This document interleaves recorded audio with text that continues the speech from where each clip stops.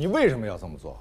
因为这么做是对的。对在哪里？你这是在出卖我们的客户。张科他当年签这份竞业协议的时候，本以为自己会受到重视，大展宏图，但是没有想到，如果这个理由成立，所有签过竞业协议的人，如果不想遵守，都可以说自己受了委屈，都可以就此要求免除竞业限制。那这个协议还有什么存在的必要呢？但是如果我们稍微有点同情心的话，你真的以为你很聪明吗？我警告你，你的所谓同情心，严重损害了我们委托人的合法权益，而且。因为你的这个自作聪明，接下来我将不得不采取更加严厉的法律手段，把张科告到倾家荡产。所以，你现在有2个选项：一，把事情去摆平解决；二，马上走人。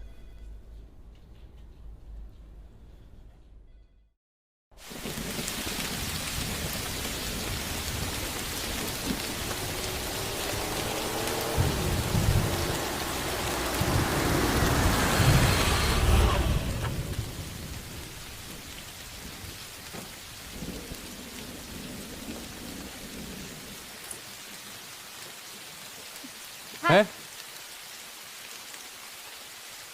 我们缺一法律顾问，你要是愿意，我不是来找工作的，我是过来给您介绍投资人的。好啊。郑凯旋，在开玩笑，我很认真，我就当是个玩笑。您要不要先看一下我帮您起草的协议？你白起草了。最近我恰巧看过一个采访，是郑凯旋先生的，他说他有一段时间非常的膨胀。有一次，一个他最好的兄弟跟他说有别的人要投，他就特别的生气，他觉得这是一种背叛，于是就对那个好兄弟做了很多错误的事情。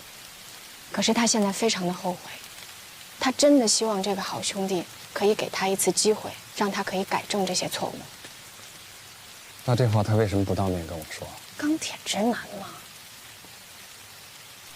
这是他的道歉方式，他给您开的条件优于所有的投资人。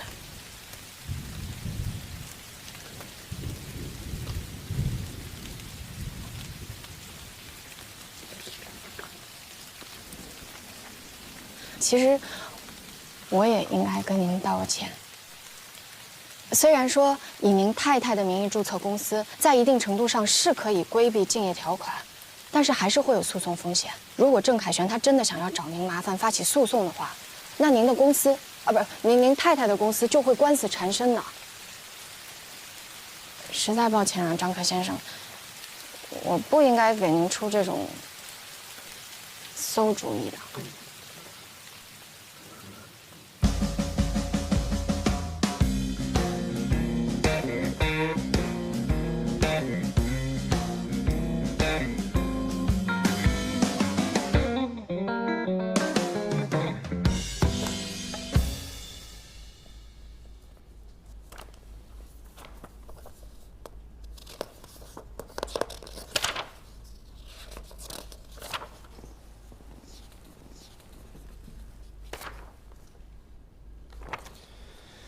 你让丽娜给郑凯旋打个电话，就说协议书已经签好了。好。还有什么事儿吗？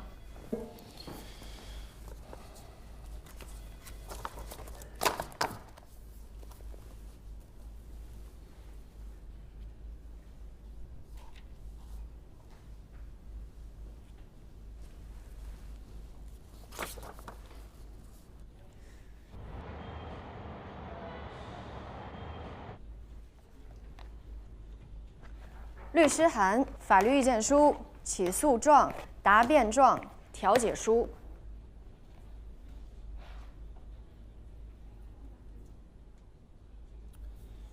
你最近多花点时间研究一下反不正当竞争法。柏静红被告是因为侵犯商业秘密，但他好像还不是咱们的客户吧？他很快就会是的。我觉得他那个泄密案更加适用于工商局的若干规定。不是所有的机密都是商业机密。那你马上把所有的跟泄露商业机密有关的法律规定全都找来。已经翻您了。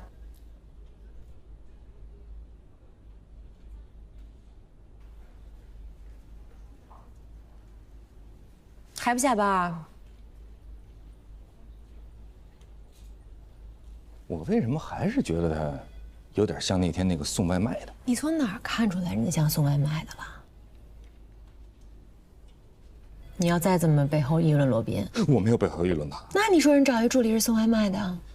我不是这个意思。如果别人说你随随便便找了一个没上过学、没读过书的女孩送外卖的来当你助理，你会怎么样？那我一定跟他翻脸。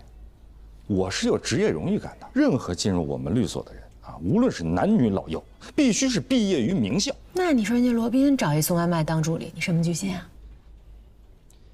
我就是说，他有点像。你有脸盲症。是，我经常认错人。我有脸盲症啊，我不是那个意思啊，我什么意思都没有，你千万不要误会啊！我没有误会你，为了你好。我以后再也不乱说了。快去吧，赶紧下班，赶紧休息。我有脸盲症。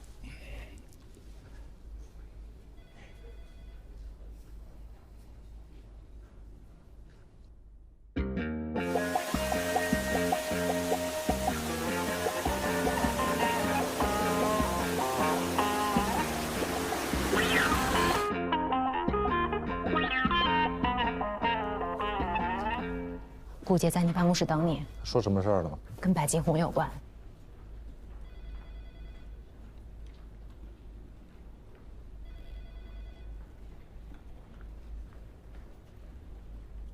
您找我？有事儿，白金红还记得吗？白金红，当然记得。他昨天晚上非常激动，给我打电话说让我帮他找一个有关知识产权方面最好的律师。你应该跟他说，就是最好的保姆也不能随叫随到。特殊情况急茬。您的事儿都是急茬。他现在是被告，原告有可能深思熟虑，被告完全是祸从天降。他是廖佳敏的客户，早就不是了，换了好几茬了。喂，白总。对，我现在就在罗宾律师的办公室，他已经答应了。是的。好，那一会儿见。白金红马上到。我什么时候答应你了？算我求你了，白金红是我最好的朋友。应该说，你一直想把他发展成你最好的客户吧？我们两个可以一起。不，你应该知道，我接任何客户的前提条件是不跟任何律师合作。我不会干涉你的任何。这是我的原则。白金红可是我的朋友，是我把他介绍给你的。你可以不介绍给我，现在也还来得及。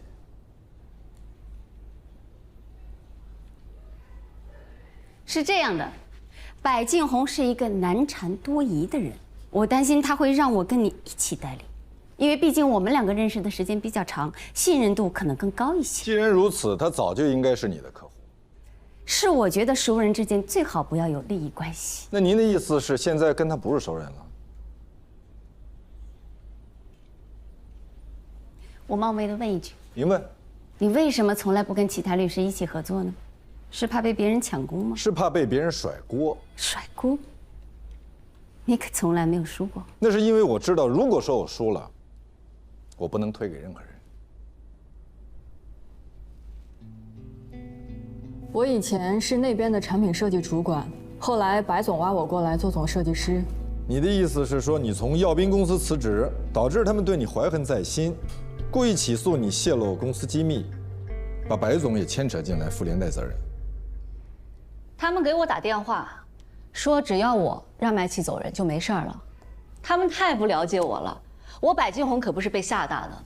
你给我发一张传票，我就应该按照你的旨意，把我的总设计师开掉。那传出去是笑话了，以后谁还敢跟我干啊？现在先不要激化矛盾。他们是怎么发现你泄密的，抓住了你的把柄？就是有一天，我跟以前的同事在网上聊天，他把他们的设计图发给我，让我提点意见。结果他们主管看到，就当场报警了。我就觉得这是一个套，他们的员工给我设计师发图，他们应该去告自己的员工，凭什么告我们？他们有权利选择起诉谁或者不起诉谁。我建议啊，我们的重点不要放在谁陷害了谁，不要放在两家公司的诉愿上面。说得对，我们现在也搞不清楚，也没有什么证据。我们现在主要的任务就是先把自己摘出来。我们就说是对方设计师主动把设计图发给我们看，要泄密也是对方设计师泄密。不，如果承认对方的设计师泄密，那么白总这边肯定也脱不了干系。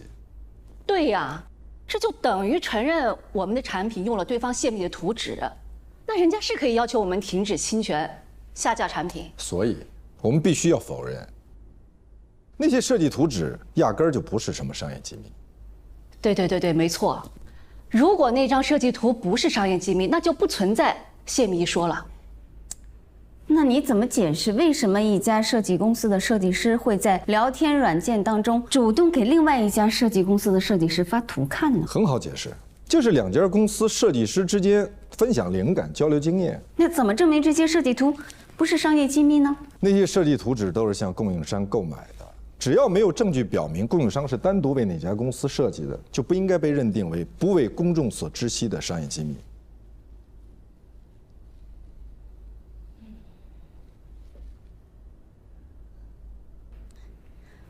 我给你们推荐的人靠谱吧？太靠谱了，咱们这就签吧。我们这是属于人在家中坐，祸从天上来。喂，你好。我没给他订外卖啊。也许是他自己订的吧。好，我知道了，谢谢。我要去见客户啊，他们要找最好的法律顾问，终于找到了我。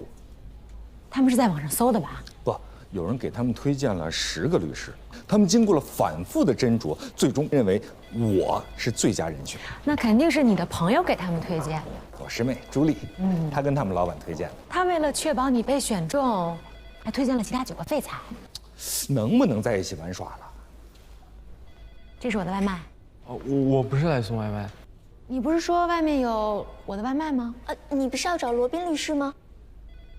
罗宾律师，我是艾伦，特别感谢您替我父亲讨还公道。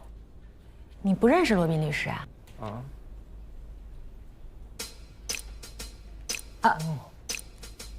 谢谢您，谢谢您，谢谢您替我父亲写了律师函，我们做了仲裁，确定是工伤，太感谢了，您真的是个好人。不，那个我不是。您就是个好人，我给很多人送过外卖，就是那天我都给您送迟到了，您不仅没取消订单，也没给我差评，真的特别感谢您。对，这个是我妈妈亲手做的，就是我们的一点心意。有，您那个尝尝卤猪蹄儿。谢谢你妈妈哈，但是呢，这我不是罗宾啊，我不是罗宾律师，我们是同事啊，非常好的同事。我们律所呢成立了一个公益中心，由我来负责。你放心，我呢会把罗宾热心公益帮助你父亲的事迹写到我的工作报告里去。这样以后呢，你有什么事情啊，你呢可以来找我，你叫我何塞律师就好啊。谢谢您。这个，哎，丽娜，这位是罗宾律师的秘书啊，请他转交一下。那拜托您了，这个请您一定要交给罗宾律师手上。你放心吧，谢谢。我们那点心意。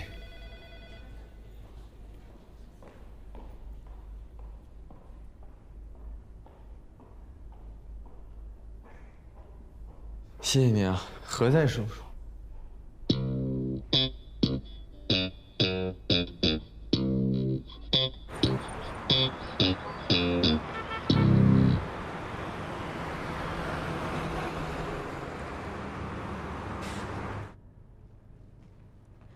赵总，这就是何塞律师。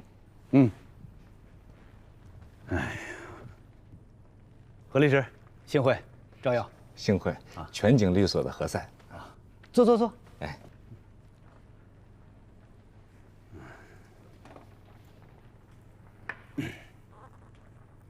哎，赵斌是您弟弟？对，赵斌我弟弟，所有公司叫耀斌。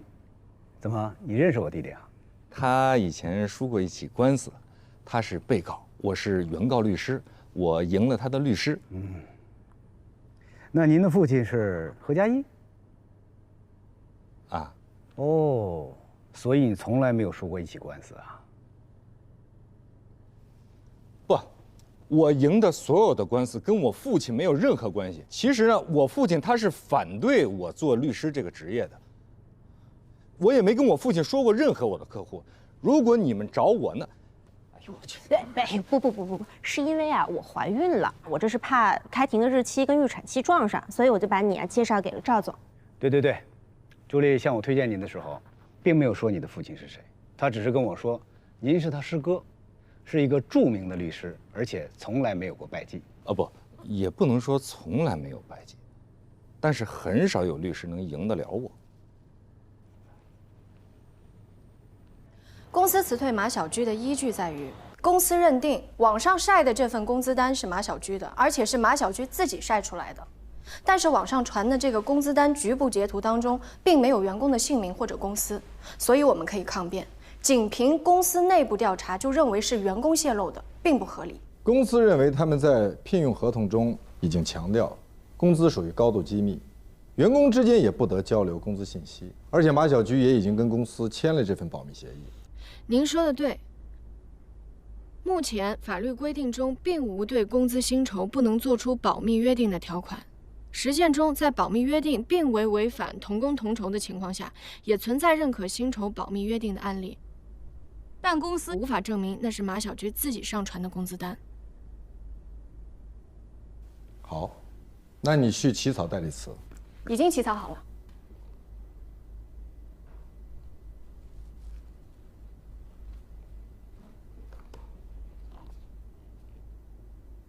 这是什么？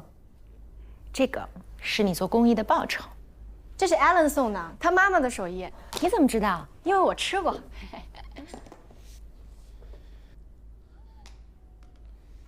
来吧，大家一起。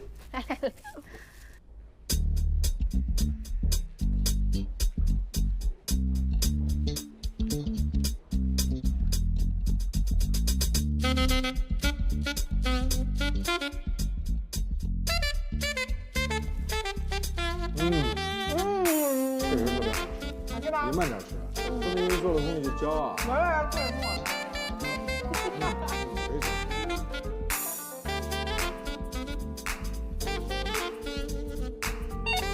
喂，给我订个外卖，你想吃什么？猪蹄儿，卤猪蹄儿。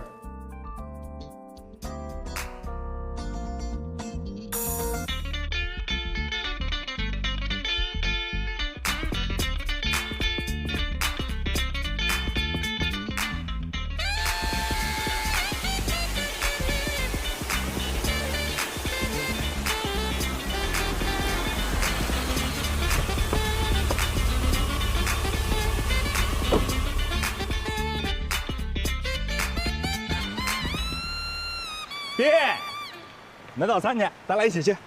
我不买，那我也不买。你刚才说你要买，我说的是咱俩一起去买早餐，你买我就买，你不买我就不买。你这是唱的哪出呢？冯印跟我说了，说你很多事情啊，其实不是针对我，啊，你呢是一个有点孤傲的人。我还一直以为我相当平易近人呢。哎，昨天啊，我见了咱们的师妹朱莉，你还记得她吗？她是要给你介绍一个案子吗？对，她怀孕了。你怎么知道？否则她为什么不自己做，要介绍给你呢？她做了一半了，已经起诉了。我还奇怪呢，我说她为什么找我没找你呢？你们之间有什么过节吗？是耀斌的案子吧？他找过你，你不能接，为什么？利益冲突。跟谁利益冲突？柏敬红。你跟柏敬红签了吗？没有，但是今天会签。我也是今天要签。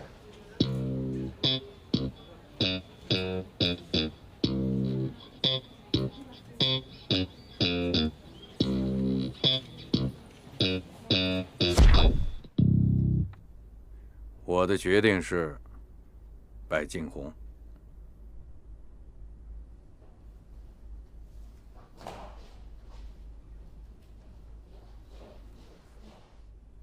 看见了，他肯定以为我是在袒护你。当然是柏敬红，柏敬红胜算更大，我们签的风险代理获益更多。抛开输赢不说，耀斌这个案子我们还要跟朱莉分。他之前毕竟做了一部分工作。何塞可不这么认为。如果他非要代理耀斌，那他只能换一家律所。这是我最不愿看到的。那您说怎么办？从你那儿挑一个客户给他。任小年。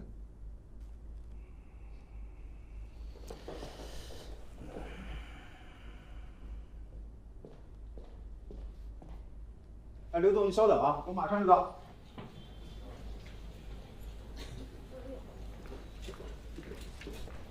从我的客户里挑一个给何塞。任小年。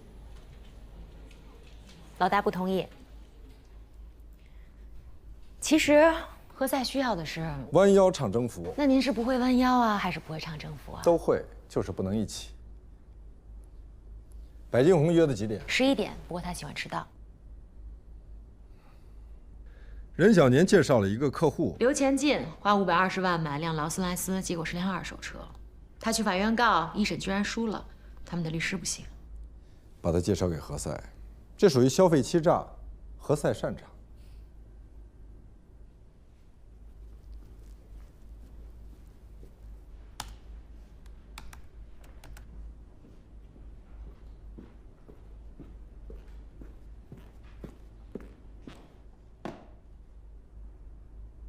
什么呀？一个礼物。送我礼物干什么？求你接一个案子。罗宾让你求我呀？你接还是不接？他干嘛不自己接呀？你觉得呢？他觉得对不起我，还是因为案子太棘手，客户太难缠呀？何塞，这里面啊可是设计师茶具，我可拿走了啊。哎，你留着吧。我可是因为你啊，不是因为他。嗯。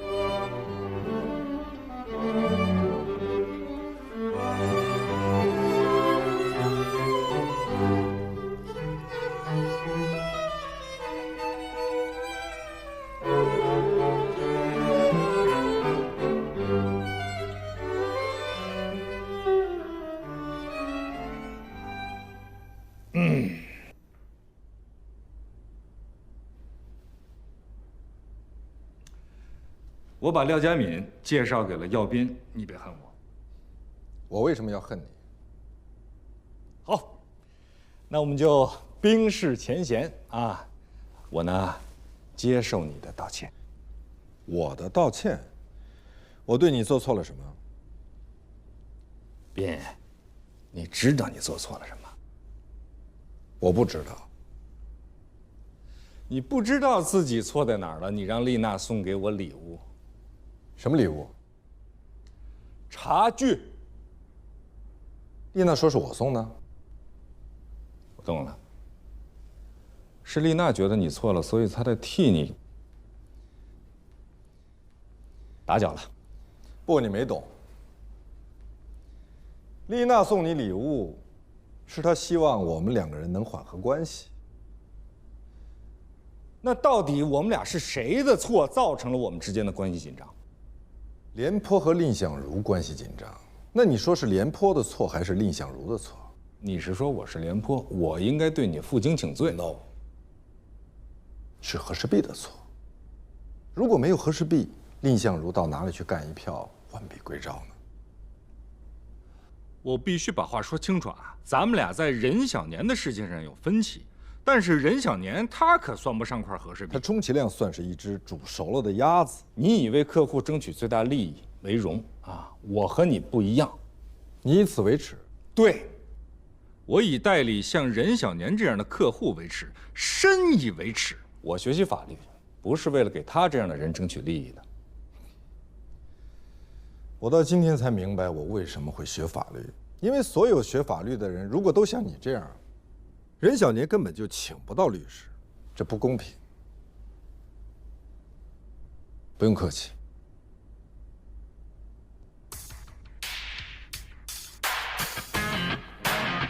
开展中央储备肉投放工作，共向市场投放中央储备猪肉1万吨，增加猪肉市场供给。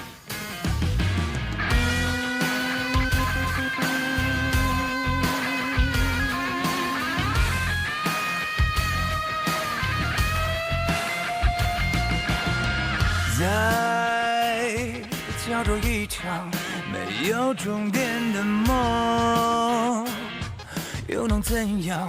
硝烟从未散场，又怎样？纵然百孔千疮。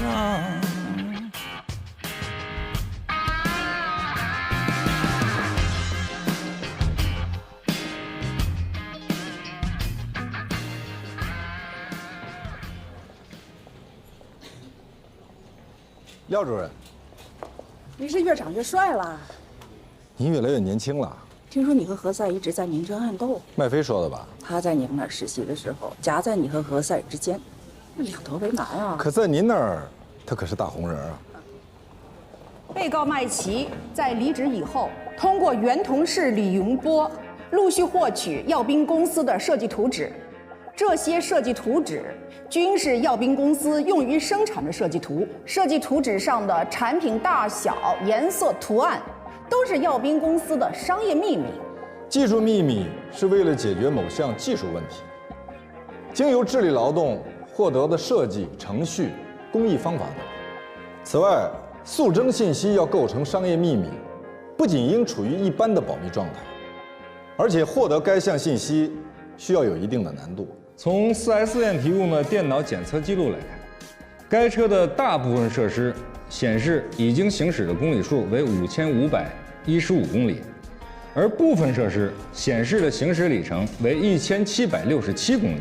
被告麦琪利用与原同事李云波的亲密关系，窃取耀斌公司严格保密的设计图纸。原告所提交的证据是两个曾经共事的设计师之间的正常交流。汽车销售公司将一辆二手劳斯莱斯篡改里程表之后，当作新车销售给顾客。涉案设计图所示的颜色、图案大小，也不属于应受法律保护的技术秘密信息，属于销售欺诈。其任职的晋宏集团需承担连带赔偿责任。全体起立。现在宣判，涉案图片的大小尺寸属于直接观察可得的内容，图片大小尺寸本身不蕴含任何技术手段，不能够解决任何技术问题，不属于技术秘密的保护课题。综上，法院驳回耀斌公司的诉讼请求。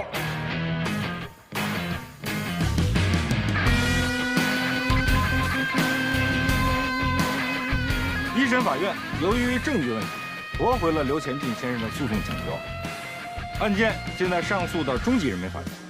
我是刘先生的二审律师。我们在 4S 店发现了证据。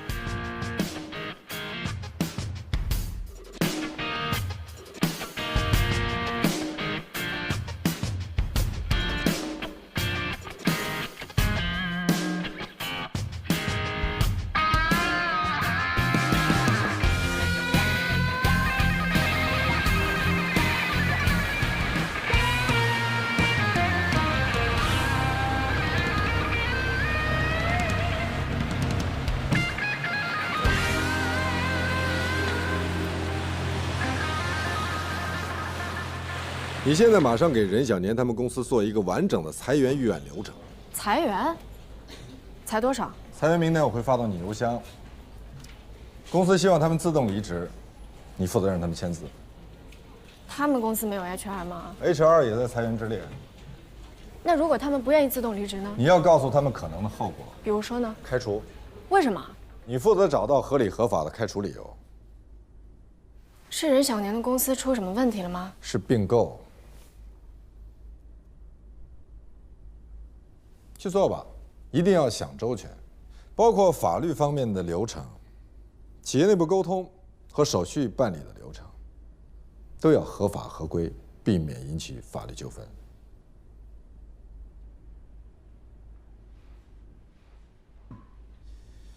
这件事情，如果你不肯做，我也不肯做，任小年他们公司依然会裁员，而且很有可能因为他们的不够专业，造成灾难性后果。除了裁员名单，我还需要他们公司所有员工的名单，以及业绩、薪酬还有家庭情况。也一并发给你了。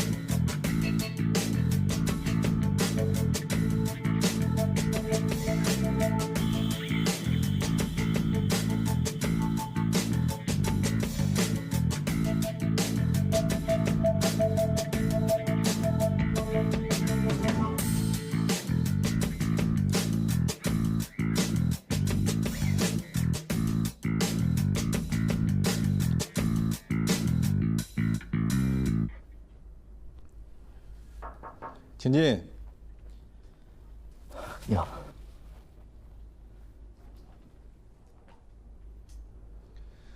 我们是公司请来的法律顾问。能不能不裁我？我在这家公司做了24年，我是这儿的高管。我这24年没有功劳也有苦劳啊。能不能不裁我？你要不要先看一看公司给你的补偿金？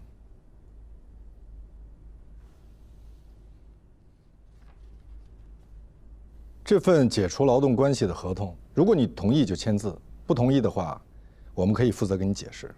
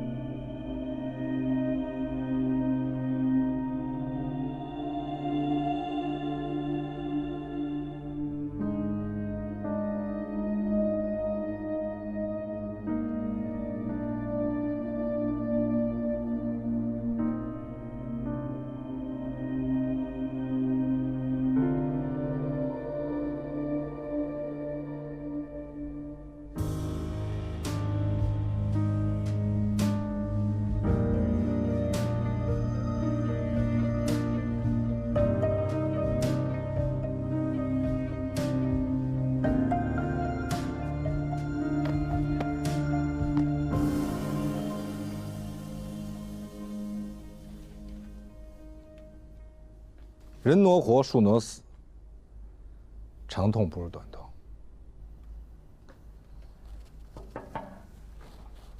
怎么样？全签完了，效率很高啊。晚上一块吃个饭吧。啊，不了，全在这儿了。好，谢谢你们，辛苦了。应该的。我还有件事情想咨询你们一下。您说。坐。如果企业员工得了重病，我说的是那种需要长期治疗、丧失工作能力的，比如说癌症。黛西，你来给任总讲一下相关的法律法规。根据劳动部关于贯彻执行《中华人民共和国劳动法》若干问题的意见第59条规定，职工患病或非因公负伤治疗期间，在规定的医疗期限内，由企业按有关规定支付其病假工资或疾病救济费。病假工资或疾病救济费可以低于当地最低工资标准支付，但不能低于最低工资标准的80%。真的吗？黛西非常专业。太好了，你们还得帮我再裁掉一个人。您是说现在吗？最好是现在。现在已经过了下班的时间了。我付给你们加班费。我是说您要裁的人已经下班了。他在医院得了癌症。吴军，你怎么知道？他知道你们公司的每一个在裁员工，姓名、年龄、性别、工龄，以及他们家的家境、性格，还有补偿条款，甚至是被裁的时候可能出现的反应。功课做得不错。吴军是您的高中同学吧？对。您公司成立的时候他就在，2年前他升为公司大客户经理，在就职仪式上他公开表示，他最大的愿望就是为公司服务到功成身退，但是他后来得了癌，可是现在经过治疗，情况已经基本稳定了呀。对，所以他提出想重返工作岗位，但是他的身体状况已经不再适合高管这个位置了。他儿子年龄还小，而且他夫人又没有工作，他看病花了好多的钱。每个人不都应该面对自己的人生难题吗？我明白，但是我不能理解的是，您明明有能力帮他，您为什么要……哎，你现在马上去医院，我不管你用什么办法让他签字离职。对不起，我做不到。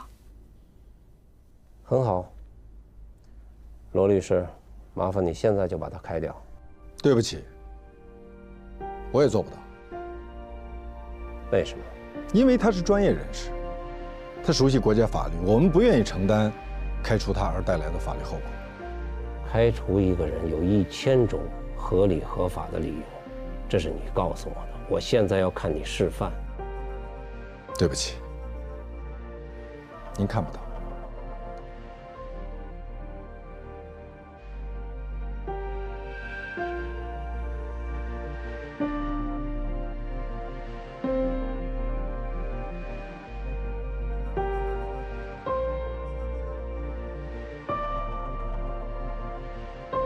必须给我向任小年道歉。我为什么跟他道歉？废话，他是我最大的客户。咱们律所的价值观什么时候变成了谁有钱谁就正确？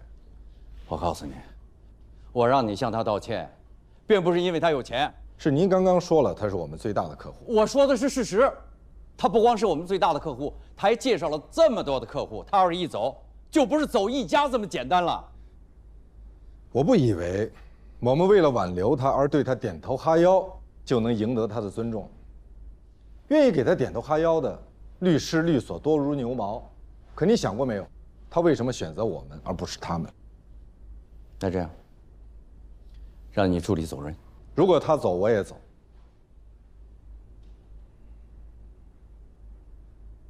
我和他没有您猜测的那种关系。那为什么你为了他还激怒客人呢？为了公平。他激怒了我的客户，这一点我已经批评教育过他。我怎么向任小年交代啊？我认识他以来，他从来没有发过这么大脾气。您就可以跟他说，我那个实习助理太年轻，他缺乏跟大客户沟通交流的经验。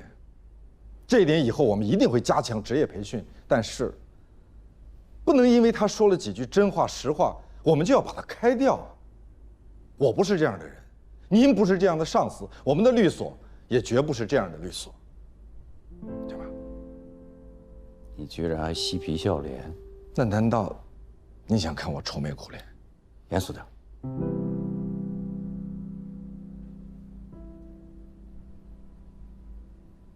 你消消气。我要是不接呢？不接我就一直给你举着。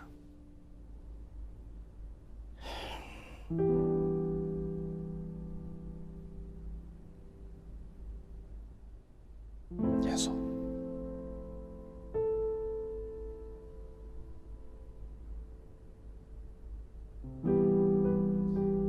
谢谢你的正确领导。